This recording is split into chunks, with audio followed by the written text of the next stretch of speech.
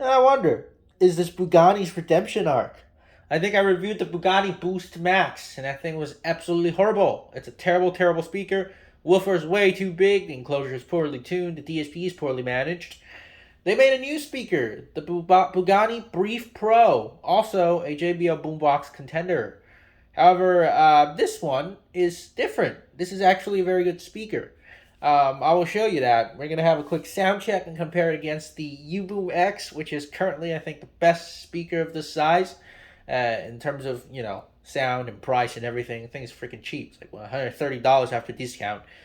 You don't get that, speaker of this caliber, that price anymore these days. Shit. So, yeah. Let's see how good the Bugani is. And we're also going to do a teardown and everything like that. Let's do a quick comparison. I'm going to start close to half volume. I'm going to have the Earfun matched to the volume of Bugani. The Earfun's going to play at the Indoor Plus mode, which in my opinion is the most reasonable and comparable mode in boombox speakers. With best compared to these Bugani speakers. A little bit on the boosted side. Okay. We got the Bugani playing first. There's no EQ modes. There's just one mode. That is however it's tuned.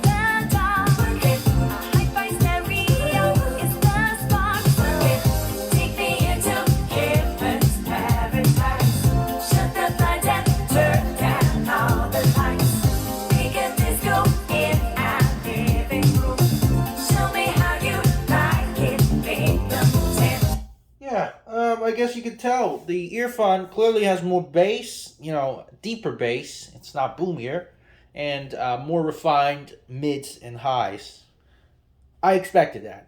Let's play something else. Again, with the Bugani playing at around the same volume, and I'm gonna match the Earfun to the Bugani.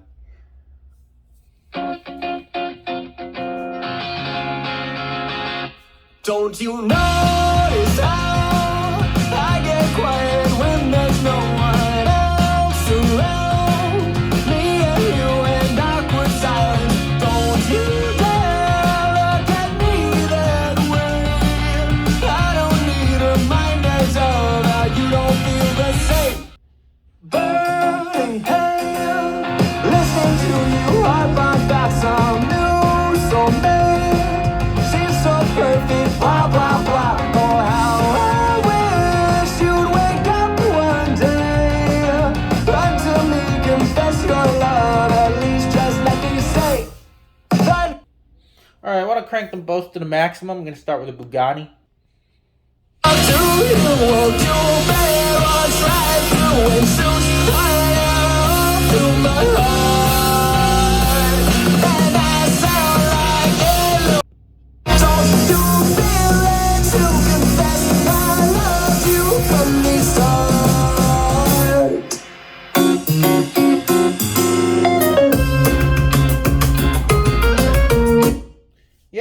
Okay, so I guess you can see that both speakers can play quite loud. Here, with the Bugani being just a bit louder, in my opinion, I think not only is it louder, it also has a lot more treble when at maximum volume.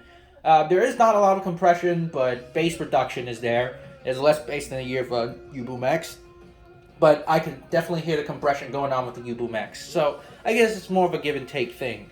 Both can get quite loud. I think Uboom X isn't at its loudest mode. As far as I remember, the Outdoor Plus is louder, but it's also very distorted. So I will do a review on the Uboom X pretty soon.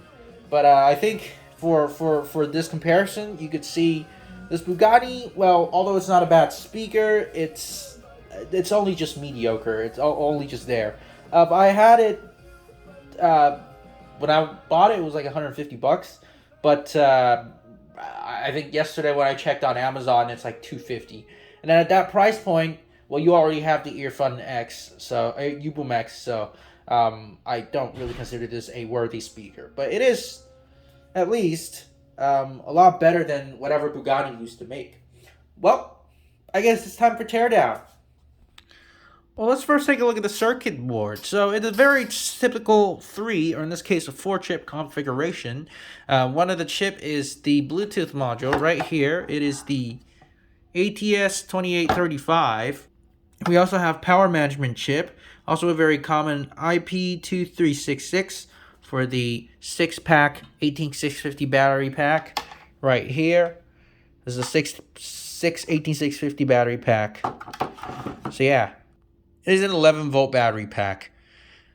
Anyways, back to the circuit board. We're going to try and find out what kind of amplifier they're using. So we're looking at ACME chips, as I expected, with built-in DSP. The one on the left is the tweeter amplifier, ACME 8625. It is a stereo 25 watts per channel with built-in DSP. And this one is the ACME 8687, which is a 40 watts per channel, also built-in DSP. These are the woofer amplifier. So yeah, they're using the same brand as the Bugani SA Pro.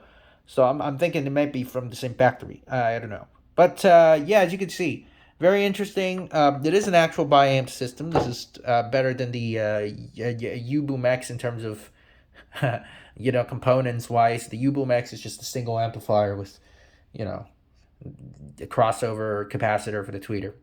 Here is all the control you have: a rotary encoder with button on it, and then is your power button. That's it. There's no extra breakout board except for this input-output stuff. You get a USB port and then a auxiliary in and reset button. That's all. And then over there, you have the antenna, Bluetooth antenna. Let's talk speaker drivers. This is our driver. It is a 4-inch woofer, not a JBL clone. Very interesting. I was expecting yet another one of those JBL clones. MCT2406. It's 4.5 ohms. Pretty interesting. And then the tweeter is also a very good tweeter. It's a dome tweeter, 1-inch dome tweeter, MCT240701. I think I have these MCT drivers somewhere else. I think it's from one of those Rockville speakers or something. But yeah, very generic Chinesey speaker, but it doesn't look too bad. And you get a big magnet and all that. Well, that's all for the Teardown. Let's wrap it up. Let's talk about the sound first. First of all, in terms of sound quality, I think the speaker is not bad, but there's a few issues I want to point out. First of all, there's not a lot of deep bass. It rolls off pretty quickly. And another thing is the treble is a little harsh, in my opinion. I think it's boosted at the 3 kHz region, which the human ear is the most sensitive to.